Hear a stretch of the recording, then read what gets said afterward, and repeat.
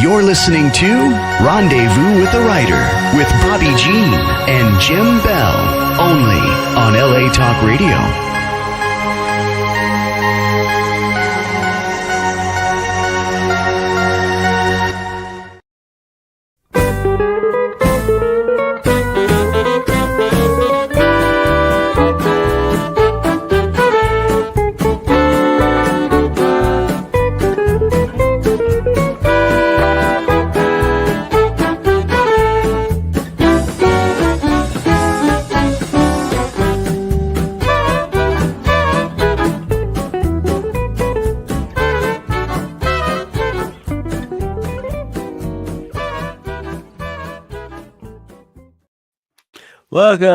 Welcome to Rendezvous with the Writer, where readers and writers meet, and story is everything. We're your hosts tonight, Jim and Bobbi Bell. You just been listening to the Hot Texas Swing Band doing their rendition of Hot Texas. And what is happening tonight? Oh my goodness. If you were with us for show 100, this is show 127. The guest that night was Kevin Wolf, and he is joining us again tonight for episode 127. Hello, Kevin. Good evening, folks. How are you? Good evening. Good evening. We're great. We're so happy that you're with us tonight. I'm looking forward to this next few minutes. Yeah. So tell us, let's see, where are you joining us from, and what can you see out your window? I live in Estes Park, Colorado. And Estes Park is the gateway city to Rocky Mountain National Park. And I'm fortunate when I look out my back window, I back up to the city golf course. I think when we did something last August, I actually had elk and deer that I could see from my window. You did. Earlier this afternoon, my wife yelled at me while I was watching the basketball games, and there was a coyote trotting across the ground out here. But right now, it's just we get some terrible winds up here in the winter, but it's calmed down. The sky's the color of an old pair of blue jeans, and right at the horizon, it's all the colors are of pink and orange, and it's almost mother of pearl like out there. It's just beautiful.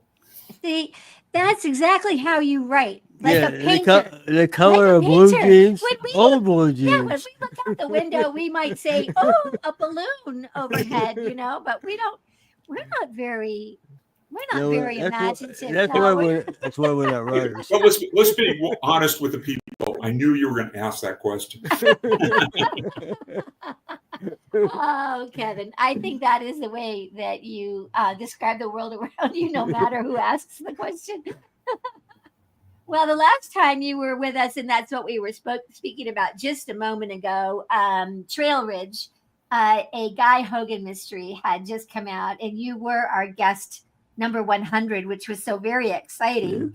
And now you have released the boot heel, and we're going to hold that one up. And let's see, before we get any further in, Jim, you should go ahead and read the bio. Yeah, let's tell everybody a little bit about Kevin. Kevin Wolf. Kevin is a great-grandson of Colorado homesteaders. He enjoys fly fishing, old Winchesters, and almost every 1950s Western movie. He lives in Estes Park, Colorado, with his loving and patient wife. An award-winning mystery and Western author, Kevin has won a Tony Hillerman Award and a Spur Award from Western Writers of America. Kevin is a member of the Western Writers of America, Mystery Writers of America, and serves as Vice President of Rocky Mountain Fiction Writers. He facilitates a weekly critique group for other writers. Tonight we'll be taking an in-depth look at his latest book, The Boot Heel. Yeah. Welcome, Kevin. Oh, Kevin, I was saying earlier that this book will grab you from the very beginning, and it doesn't just grab you. It'll actually work its way. Eventually, it will grab you by the neck and shake you all around, and it will not let you go until you turn the last page. And even then, it will stay with you. Congratulations. This is a terrific read. That was very flattering. Yeah. Is it safe to read this at night? Yes. All right. With the lights on. Kevin, why don't you tell us a little bit about kind of what's happened since you were with us the last time, and especially maybe if you've had any personal appearances or any interesting things that have gone on as you've launched the new book. Living in Estes Park, I'm not close to any big cities in that. We do have a little bookstore here in Estes Park. In fact, they claim to be the oldest bookstore in Colorado.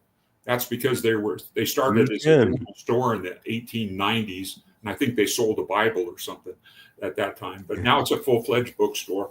And they're very good to me. They keep Trail Ridge on the local author shelf, and the ladies down there do a good job of selling some books to tourists that are looking for something else to read about while they're here in Estes Park. But they had me in last fall, and we did and it happened to be one of the most bitter cold days of the year. We didn't get a whole lot of traffic, but the people, several people just dropped by and got to talk and sell some books. Just last weekend with the launching of Boot Hill, I was at Old Firehouse Books in Fort Collins, Colorado, and it's in the old downtown section of Fort Collins, and it's actually the old firehouse. And spent an afternoon chatting with people and selling some books, and enjoyed that. Those are the major things we're doing. We participated in some social media things to get the book out, but it's been kind of a soft launch for the Boot Hill. Mm-hmm. What are when you're interacting or you're engaged with someone who's come up to your table, or if you've just done a reading, or they get talking with you, we, as all of us that are maybe listening that maybe are readers, and we love to go out and meet the authors one-on-one. Do you have any tips? Any tips for us as readers for when we come to meet an author? Well, remember, we want to talk to you. So many times, when you do live events, people kind of walk in, take a glance at the table where you're sitting, and I think they wonder if they're even supposed to talk to us. Now, some people are very bold and they know about the book and come up. Other people, they think because I'm an author, I'm some kind of, superhuman thing. I'll give you a little hint what I do when I'm doing an event like this. When people are kind of wandering around and nobody wants to make eye contact, I try to get somebody's attention, bring them over my table. And I said, hey, help me out. Just pick up a book and act like you're interested. Maybe people around us will think we're having a deep literary discussion and come up. And that usually works. You get one or two at the table, then people are a little bit more, they think it's okay to come up and talk to you. So, that's what I do. I enjoy talking to people about my books. And with Boot Hill, one of the things that almost always happens is some young woman will come up and look at this and start, oh, it's a Western. And she says, oh, my father would love this. And which is, that's nice. Ladies, you will like this book as well. You had, go ahead. We were talking the other night. You had one little sort of pet peeve. That somebody come out and check out the book, and then all of a sudden the cell phone comes out. Yeah, I think that's the culture we live in today, where it's so easy to go on the big people's websites and have the book sent right to your door. Maybe for cheaper. Now, some people are reading off of Kindles and e-readers, and that's just the avenue they're going to go. I'm kind of avoiding the big chains as far as doing some events. I prefer to stay with the local booksellers just because I just enjoy that atmosphere. Yeah. Well, our suggestion is if you think that you would rather go ahead and get it from someplace other than that bookstore you're standing in, go and do that privately somewhere. Yeah. Go sit in a comfy chair and Yeah, a friend of mine told me that when he sees people doing that, he asks them if they want him to sign their cell phone. Yeah. Oh, there you go. Well, how are some other ways that readers can support their favorite authors, Kevin? What are some ways we can support you as readers? Yeah, that's important. And I think people want, when they find a book and they start to like an author, they they're looking for the next book. And the best thing you can do, is leave some reviews on some of the social media sites. Word of mouth is the best thing. Tell your friends that you read a book. Don't give them yours. Make them buy their own. Most authors have some kind of a social media site up there, whether it's a website or they're participating in Facebook or any of the others. Engage there. So other people are hearing why you as a reader enjoyed the book. That's people. These days when you can go in and buy a well-known author's book for $15-20 or a brand new author, you got to make that economic decision. And so we're all, some people look for new authors. Some people are very content to, stay with the people that they know. But I think there's a lot, I try to find something new every so often, somebody new. And of course, I'm in this culture of with other writers as a writer, because the organizations I'm part of. So I hear about books, but and I think most people, I'm surprised how many people when I'm at a bookstore say, this is the first time I ever have been with an author. Well, watch the local websites of the local bookstores. I'm sure they're doing a lot of events for writers. And to leave a review, you don't really, Kevin, right? You don't really have to feel intimidated by maybe even reviews you don't have, it doesn't have to be multiple sentences. It doesn't have to be really long where you feel like, I don't think I could write like that. It's really, you loved the book and maybe a reason why. And that's it. And you're in and out. Yeah. Those are as important as the people who take time and will write 2 or 3 paragraphs. Just that, because I think a lot of people just go, hey, am I going to like it? This is a book that I can take on the airplane and that'll get me from Denver to Chicago and back. Can I take this on and, sit on a beach or, by the lake someplace? And is this going to be the book that, before I fall asleep each night, I can read a chapter or 2? Yeah. Yeah. Do you want to ask him what's coming up? What's coming up? Yeah. What's coming up?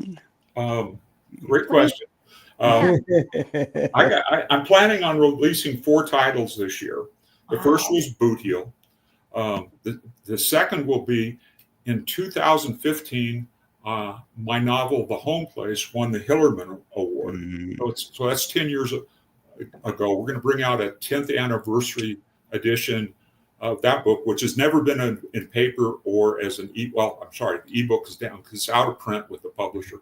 So we'll renew an ebook, and that'll come out in May.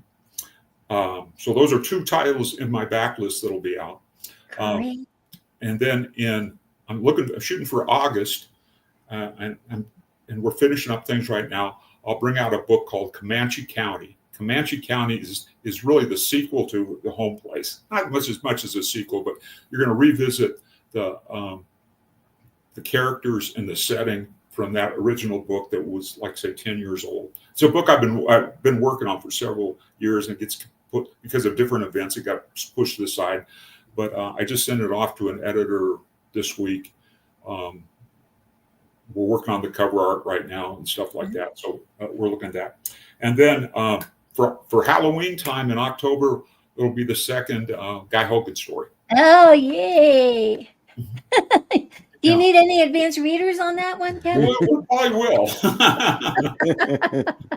We probably will. The book, it's pretty much written. And I laid it aside to finish up Comanche County because I wanted to get away from it. So when I read through it this next time and started working on some of my edits, that the book, would be more new. And because a lot of times when I read something right after I've written it, I know what I want to say, and that's what my brain is telling me. And I need that time away so that I make sure that the words on the page are the story I want to tell. Mm-hmm. Mm-hmm. We 4 books, 2025. Still, Yeah. I mean, 2025 is already fast approaching. He's gonna. We're almost in the middle of it. Yeah. Yeah. What are we doing with our time? It's going to be Christmas soon, right? I know. Kevin, we're going to step away for just a moment and hear from our sponsors. And you and us have a lot in common. Blue Cottage Agency and Clicks by Madison. Are you a writer? Find out what they can do for you. And when we come back, we're going to be talking in depth with our guest, Kevin Wolf, about the boot heel. Don't go away. We will be right back.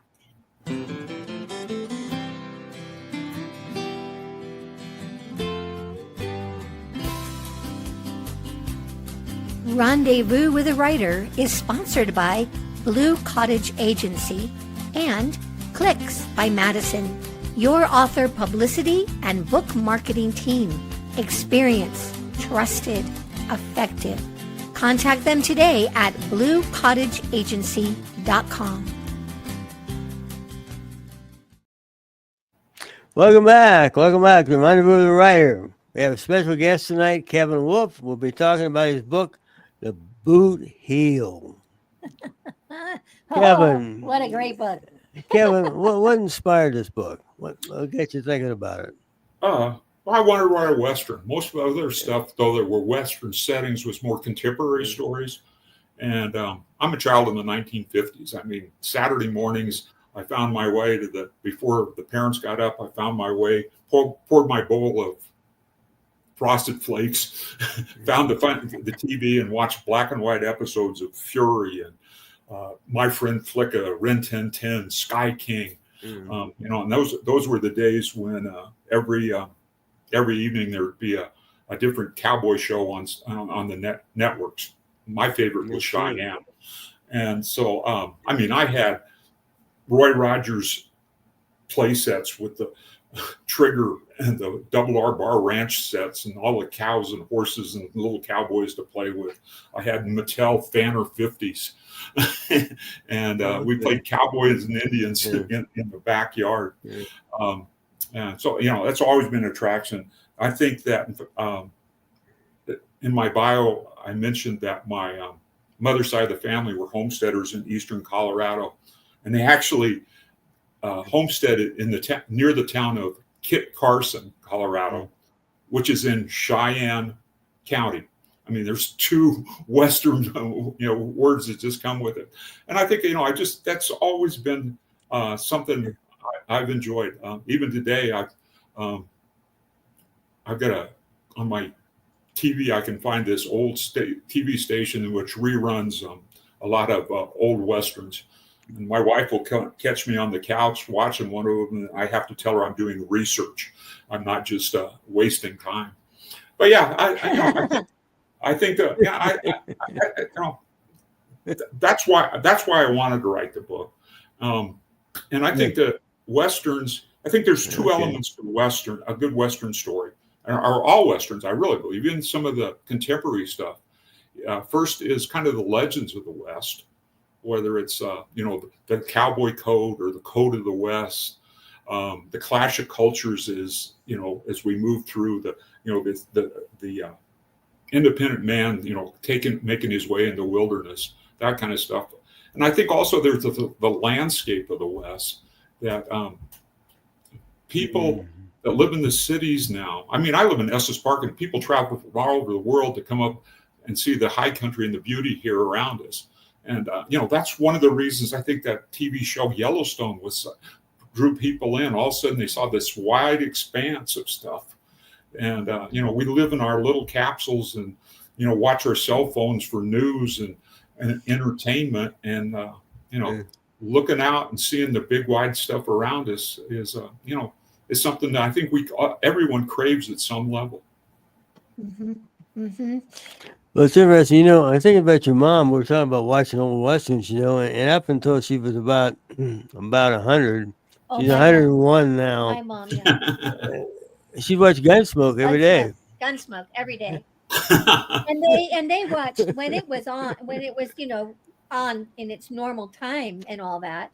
My dad had that on. We watched it regularly. We were very familiar with it. But yes, when my mom was kind of redefining herself after my dad passed away, and she was sort of having to, at 90, 91, forge a new life. It was like, oh, she made friends with Matt Dillon and Kitty and, the Gunsmoke crew. So I think it's interesting to ask that question. Why are Westerns still relevant today? Wow. Western writers in one of their documents says that when asked, and I think they were asked that same question, and they say that the Westerns, adventure, mystery, romance, and probably more. In the story we wrap up yesterday, today, and tomorrow, and it's really the literature of the America's soul. Where else can we learn about what happened to our ancestors? Mm-hmm. And because in the big scheme of things, the United States isn't all that old when you look at countries around the world, and so we've got this unique piece of history that's not that far from us, and I think I think we can just be drawn to that. Mm-hmm. Mm-hmm. That's true. This story, like many Westerns, is kind of a journey story, isn't it? Think about most Westerns involve that. Think of Lonesome Dove, the Gus and Woodrow taking the herd from Texas to Montana, cattle drives and wagon trains and stagecoach rides, the cavalry riding across the plains. I mean, most of that. So when I set out to write a Western, I knew it was going to be a journey. The characters were going to explore outside their little places and find out new things. Mm-hmm. So we start. What's the storyline? Yeah, they're on a journey. So tell us briefly a little bit about that story. The main character is a young cowboy. He's 14, 15 years old. His name is Tyler. In the backstory that you find out through the book, that Tyler was put on an orphan train in one of the big eastern cities, sent west. A family in Colorado adopted him, but they really wanted an extra worker on the farm that they didn't have to pay for. After a while, he left the farm, ends up finds himself in Amarillo, Texas. He's living under the billiard table at one of the saloons and carrying buckets of beer down to the stockyards as the cattle come in. And one day, Virgil Hutt, who owns the ranch, the Boot Hill in southern New Mexico, looks at the kid and says, "You want to be a cowboy?" And opens up the whole new world. So he rides in, and he's spent the last several years there on the Boot Hill ranch in New Mexico. And he's become very good. I mean, he knows the horses. He's good with the livestock. And in a way, Mr. Hutt has taken him in as his son, but he's not an easy father. And the story opens, Virgil Hutt has sent for his best friend's son, who's a gunman, probably on the other side of the law, and that character's name is Case Spencer. And Spencer's father and Virgil Hutt served with the Rough Riders and Teddy Roosevelt during the Spanish-American War. And after the war, Hutt brought Spencer's father back to his ranch in New Mexico. And Spencer's father really never knew his son. 2 years before the story is opened, Virgil Hutt sent Spencer's father into Mexico with some money. They were going to sell some horses to the Mexican cavalry, buy some more cattle, and bring him up, but he disappeared. And so just before, a few months before the story opens, someone had showed up, an old Mexican had showed up at the ranch with a bundle. And then when they open the bundle, they find a map that might be the clue to what happened to Spencer's father. So that's how the story begins. Yeah. That Virgil Hutt's going to send Tyler and Case Spencer into New Mexico, one chance to find what's happened to Spencer's father and his good friend. It's Yeah, you tie in a lot of events, as these folks travel their course. Did you do a bunch of research, or did you kind of? Well, one of the things that happens early on in the story is that they come upon a scene where a man's been murdered or shot, and it turns out that man's Pat Garrett. Yeah. And just as they pass now, in reading someplace, I stuck it in a file. I read about that, and one of the first accounts of the people that came up on the shooting scene was a couple of cowboys and a Mexican boy, and that kind of plays into my story a little bit. And I got the actual names of the events and about the time it happened. So and the location of where the shooting took place. They come by that in passing, and it's time in that. It's a time for Spencer to talk to Tyler a little bit about gunplay, and what they could see as they continue this journey. Mm-hmm. Spencer is kind of an interesting guy. He's a tough guy, and you're right. He was probably he crossed over both sides of the wall from time to time in days going by. But he always surprises me because he really treats the kid good. Because I can see him taking advantage of him. Beating him up, all sorts of things, but he doesn't do that. Yeah, he's there. Yeah, there becomes a almost a fondness between the two, and I think at times that Tyler looks up to Spencer, and there's times I think that Spencer might see Tyler as maybe a son he never had, and but it's a complicated journey for them both as they get into some other things, into the depths of the things. They both doubt each other at times. Yes. We are going to step away for a very short break. This is so much fun, Kevin, because this is such a great book. And in this little break, we're going to tell you about one of the places that you can order the books and even the ebooks of many of our author guests, including Kevin Wolf, and that is the Out West Shop affiliate page on bookshop.org. And when we come back, Kevin is going to introduce 3 of the characters. We've been chatting about them a bit already in his own words. Stay with us. We'll be right back.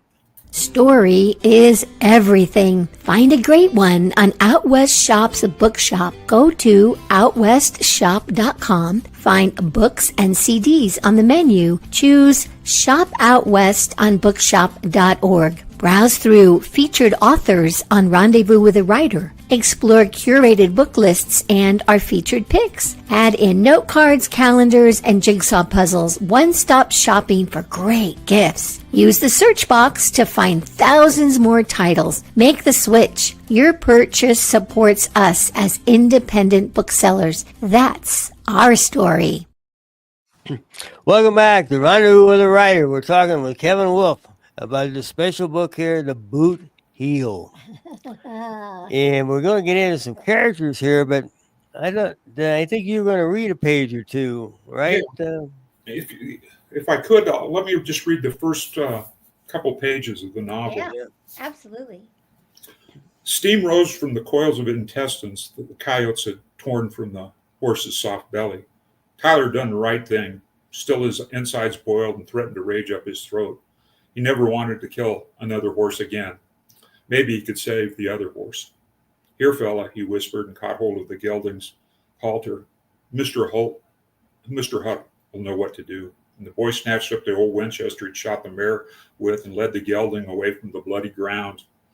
We'll get you to the ranch. Mr. Hutt and the boot hill. That's all you need. You'll see. It was more than a mile, and Tyler led the horse 4 steps at a time until he urged the limping horse to the ranch. Winter sun burned the day, and sweat marked the gelding's hide and stained Tyler's shirt. Mr. Hutt, Tyler called out, and he leaned the old Winchester on the fence and swung the gate open. The white-haired man came from the barn, heard the shot, thought maybe you got us a deer, and he touched the horse's back, bent down, and lifted the gelding's front hoof. Coyotes yipping woke me up before first light, and Tyler pulled the horse's lead rope tight and stroked the animal's mane. Found that gray mare all tangled in the wire on the south side of the pasture ground. Coyotes got to her. She's all tore up. Had to. And he tilted his head towards the rifle by the fence. This one lame for good. And Tyler let his forehead touch the gelding's face. We won't have to. Hoofs split to the quick. We'll pull the old shoe and put a new one on. And Mr. Hutt stood and eyed the hill above his ranch. Take some doctrine, but I think we can save him. Get me my tools, boy. Tyler watched Hutt pound the last nails through the horseshoe and into the animal's hoof. In an easy practice motion, the old rancher spun the hammer in his gloved hand and trimmed away the protruding nails. He set the horse's foot on the ground and stepped away. We did all we can. Keep a close eye on him for the next few days. And on the hill where the rimrock met the mesquite, a hot flash of sun reflected from a place in the thick brush. Tyler stepped to the fence and picked up the rifle. Put the gun down, boy. Hutt found the small of his back with both hands and arched. He's been up there most of the morning. Hutt opened the gate and led the gelding into the corral next to the barn. Figure he has his horse on the backside of that hill. Been taught well, that one. Picked that spot because it's downwind. Our stock can't send his horse, put up a ruckus. Been setting up there and studying us since you got back with his horse. You learned from what he did, Tyler. You think it's him? And Tyler still held the rifle. Hutt stripped off his glasses and wiped the sweat from his forehead. He hooked one boot over the bottom fence rail and smacked the gloves on his pant leg. Fine dust lifted in the chill air. Put the rifle away. And the old man took a deep breath. Knew he'd come. Knew he wouldn't send word. He'd just ride in here one day. And Tyler lifted his hand to shade his eyes, and the tiny speck flashed again. He wants us to know he's watching. I'm sure of it. Hutt walked away from the corral. Tyler, run on in and tell Pilar to cook up some frijoli beans and our best beefsteaks. Tell her to set 3 places at the table. You'll be eating in the house with us, sir. And Tyler looked to the hill and back at Hutt's adobe house. You need to hear the story. And the old man kicked his way through a dozen scrawny red chickens. The birds cackled, flapped, and scurried out of the way. And Mr. Hutt plucked a leather pouch from his shirt pocket. He rolled a cigarette and let the man on the hill come to him. That's great. Those are the opening, I think, 3 pages of the Boot Heel. And you introduced in that section, of course, our 3 main characters. And it's so deftly written. I think we realize very quickly that Tyler, the 14-year-old, is already, Hutt has absolutely taught him everything about horses and animals and mules and everything. He's got it. Tyler he's got it. But Tyler really hasn't learned a lot about people, and situations had consequences. And with the introduction of Case Spencer and the journey decree that Mr. Hutt sends him out on, we now have Case Spencer sort of stepping in and picking up where Hutt finishes, right? And Spencer is now going to teach him about firearms and how to prepare for things coming and how to anticipate. And it makes it for a very, very interesting journey story. Yeah, it's in a sense, it's a coming of age story. True. True. And then in another sense, I think you get a look at Spencer, who might have wasted his life. He drifted from place to place. Like we said, he was probably involved on the wrong side of the law at different times. And I think he sees a little bit of redemption for himself, that if he can complete this journey. And of course, there's that lingering fact or lingering question for Spencer: what really happened to his father? Yes. I find it amazing that how we communicate in days going by. How did we get the word? How did Mr. Hutt get the word that to Spencer to come? You think what key people? Because seemed to me he was coming up from Mexico. So how did he reach him? Yeah, Yeah. I kind of left that vague because Yeah. Right. Yeah. where he was, because I thought that's probably how to mate perhaps, and always in my mind, I thought maybe I'd like to tell Mr. Hutt's story Yeah. up Yeah. to this point. As a young man, what was he like? What was his time with Roosevelt and the Rough Riders like, and why the Boot Hill? Yeah. True. How did you decide to work in the Rough Riders as Well, a point to tie the story together? yeah. Well, the other thing I wanted to set, I didn't want to set this book in the old West. So I mean, actually, the scene that I read, the heading says New Mexico Territory 1908. 1908. So we're at that time. Later on in the story, when the characters get to El Paso, they see electric lights. There's the trains and stuff. And I think Spencer as they head home makes the statement about he dares Tyler just to take their horses and take a run. And he says, because there's going to come a time when we're not going to be able to do that. There's going to be barbed wire fences and roads, and we won't have a time when we can just ride for all we're worth. But yeah, I wanted to set it in that time, and then of course with the history, that was I'm a Teddy Roosevelt fan. That is another thing that intrigued me as a kid, and I read. I think about the time I was putting this together in my head, I was reading. One of my daughters had given me one of Teddy Roosevelt's books, and I can't remember the title now, but it's one that he actually wrote, and it was about his time when he was a rancher up in North Dakota.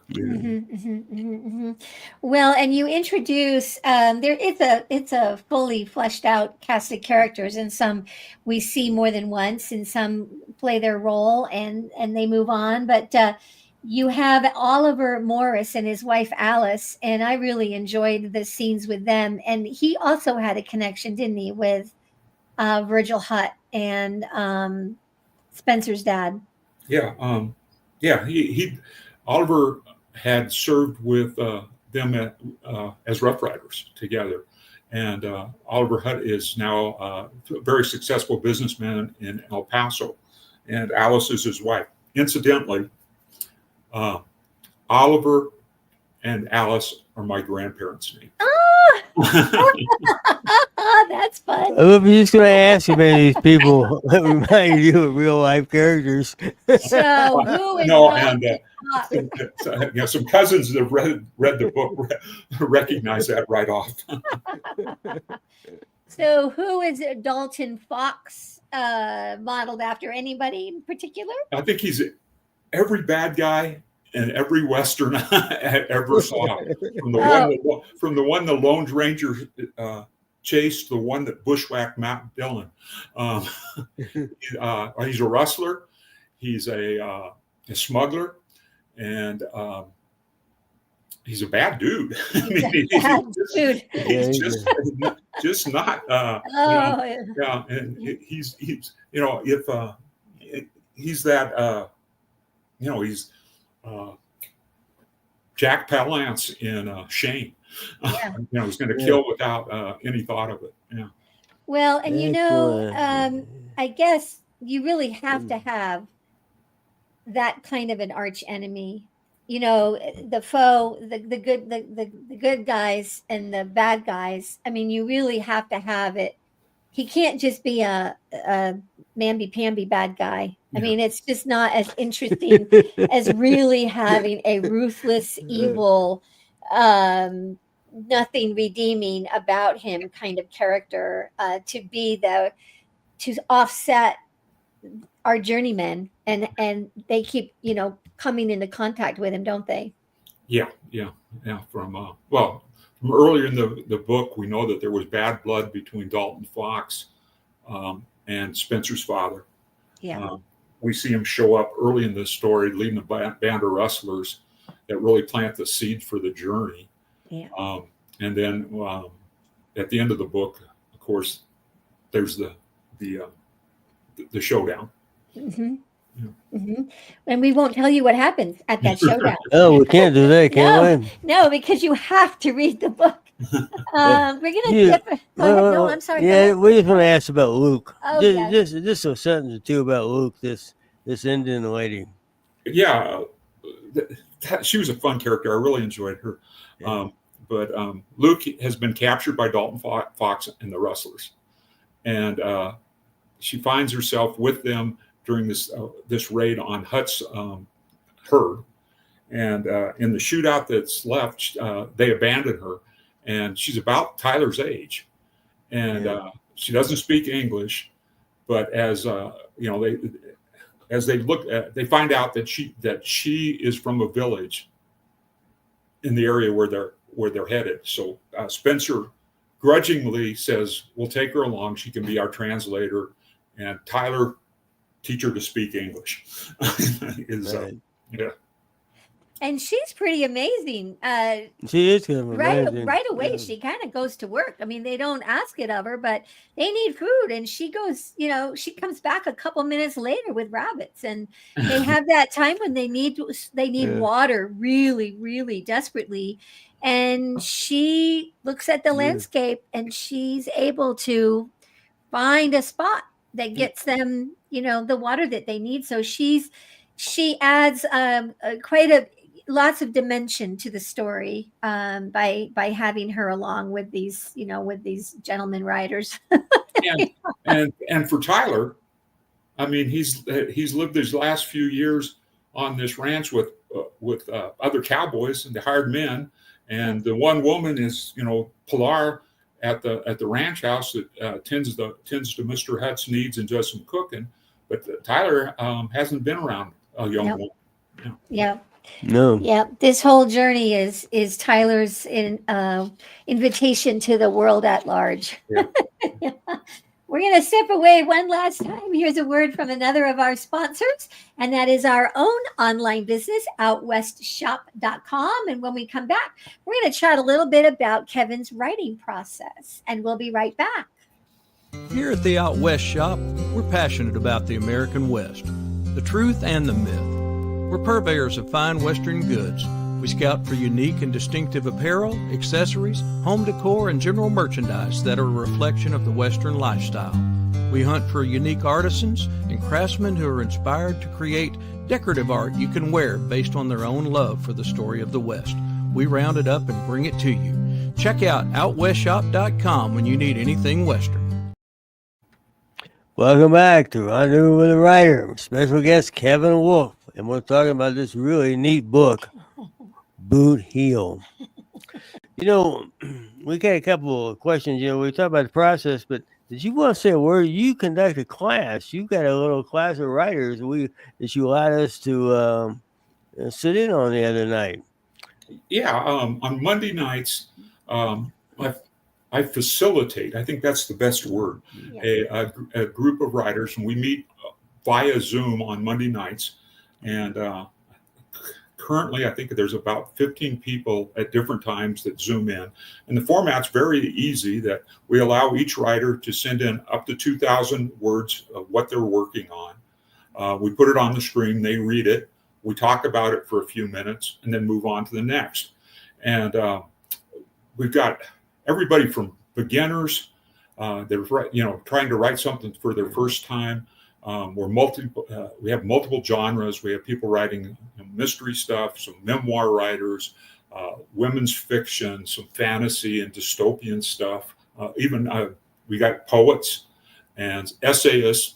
And it's the unique thing about this. It started out when I'd been in other critique groups when I was before I moved up to Estes. So when I got up here, I kind of sought out the writing community, went to the library to ask what if they knew of anything, and gradually pulled 3 or 4 writers together, and we were meeting around a table at somebody's house and reading our stuff to each other and helping each other. And when COVID hit, we moved to Zoom, and suddenly that opened us up to a bigger audience. And people found out about us through the people in the group. So I got a friend that's writing, because I got somebody they'd like to come in, and then like I say, I'm part of Rocky Mountain Fiction Writers, and I'd meet writers at conferences or something like that, and people saying, I'm really looking for a critique group, but I don't have a lot of time to do other stuff. And I said, well, I got this going on. Why don't you try us out?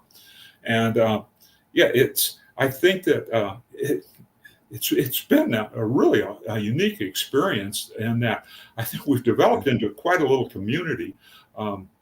Besides the writing, I think that you guys were able to tell that there's really a family a vibe about when they get together. That's true. Yeah, we had a woman that just had a baby. One lady just on Monday night, it was her 58th anniversary, I bet, and she read a little bit about her story living here in Estes Park and how it interwove. And her husband's quite sick this time. That's been unique. Plus, then I think that people use that group for different things. Some of them, I think that one of the things that challenges writers so much is that they want to write, but life gets in the way. And how do I find this time? And if they know every Monday night that they're going to bring 2,000 words to the group, it gives them an accountability.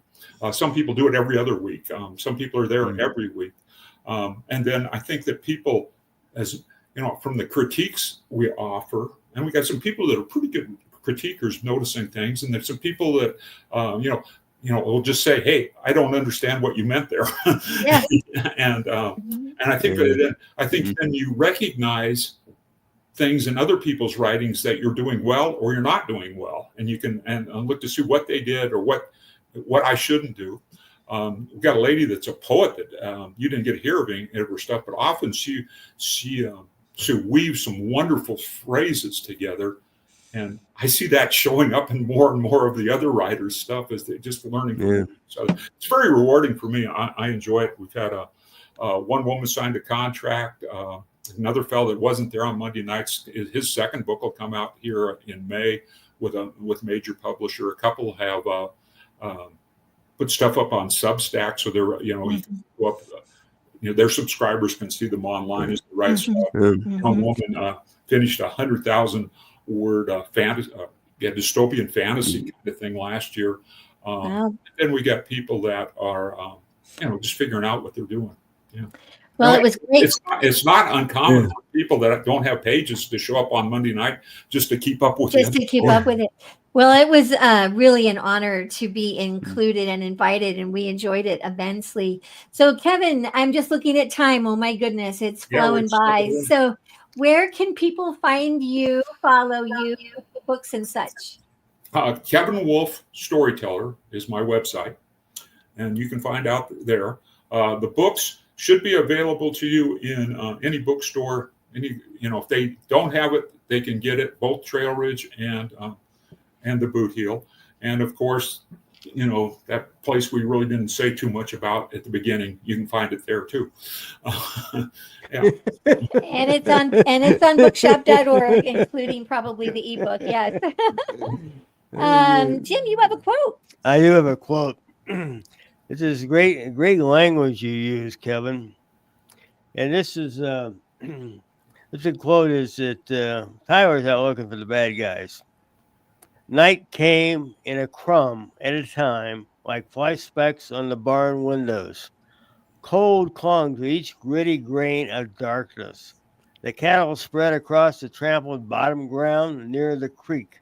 Silhouetted against the cobalt sky, Tyler could pick out 4 riders. So descriptive.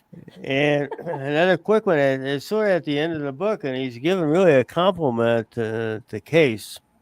And he says, "If I do no greater thing in my life," Tyler sat up in his saddle, "I can tell folks I'm rode to Mexico with Case Spencer." You need to read this book, The Boot Heel. Thank you. You're very kind. Thank you. Next week. This is a whole lot of fun. We're so glad. You have to come back in October when that next guy Hogan is out. Next week, we will be talking with an author that came to our attention, Jeff Richards, and his book is Nothing Left to Lose, or How Not to Start a Commune. And it should be a really, really interesting conversation. Thank you to everybody that was involved tonight. Sam Hassan of LA Talk Radio, Blue Cottage Agency, and Clicks by Madison. Of course, Kevin. And this is episode 127 when you go looking for it online. And I think that's all we have. It is. So what do we say? As we always say, it's a great day out west. Keep writing. We'll keep reading. See you down the trail. Thanks, Kevin. Adios.